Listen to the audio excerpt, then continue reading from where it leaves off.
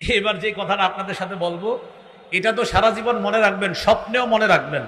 জনপ্রতিনিধি নির্বাচন করার ক্ষেত্রে আপনি যদি জেনে শুনে অন্যায়ের পক্ষ অবলম্বন করেন, তো আল্লাহর কাছে আপনি দাঁড়ানোর জন্য তৈরি থাকেন।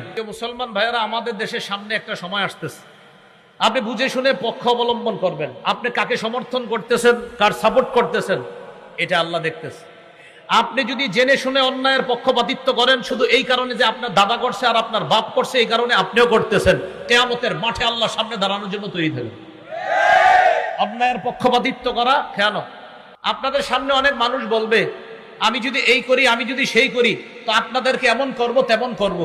এগুলা শুই না আপনারা পক্ষে অবলম্বন করেন। ওই যে বাপে পক্ষ করছে, দাদা তার পক্ষে কথা বলছে, এজন্য আপনিও তার পক্ষ অবলম্বন করলেন।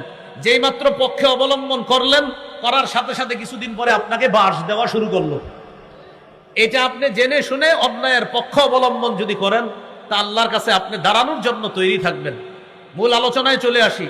জনপ্রতিনিধি নির্বাচন করার ক্ষেত্রে আপনি যদি জেনে শুনে অন্যায়ের পক্ষ অবলম্বন করেন, তো আল্লাহর কাছে আপনি দাঁড়ানোর জন্য তৈরি থাকেন। দেশের দায়িত্ব নেওয়া আমানত, যিনি আমানত রক্ষা করবে তার পক্ষ অবলম্বন করা, এটা আমানত। মুসলমান জেনে শুনে কোন দুর্নীতিবাজের পক্ষ অবলম্বন করা, এটা খেয়ানত, এটা অন্যায়ের পক্ষপাতিত্ব করা। এটা আসলেই ঠিক, এটা রেডিমেড ঠিক না। মাহফিলে অনেক সময় হুদাই ঠিক করেন, কিন্তু এটা আসলেই ঠিক। তাহলে জেনে শুনে অন্যায়ের পক্ষ। এখন মনে মনে অনেকে বলে, এটা কারে বললো হুজুরে? মনে হয় আমারে। তো আপনি দুর্নীতিবাজ হলে তো আপনারই বেশি। আর যদি বলেন না না না এটা তো আমি না, তো আপনি না। অনেক মানুষ আছে যখন কোনো অন্যায়ের কথা বলবেন বলে কি, এটা কারে বললো? তো আপনি দুর্নীতিবাজ? হ্যাঁ, তো আপনারই বলছে। হুজুর সুদের ওয়াজ করে, করার পর বের হয়, গত 6 বছর তো আপনার বয়ান সুন্দরী ছিল, আজকে হঠাৎ সুদের ওয়াজ করা কি দরকার ছিল? তো হুজুর জিজ্ঞাসা করে, আপনি সুদ খান?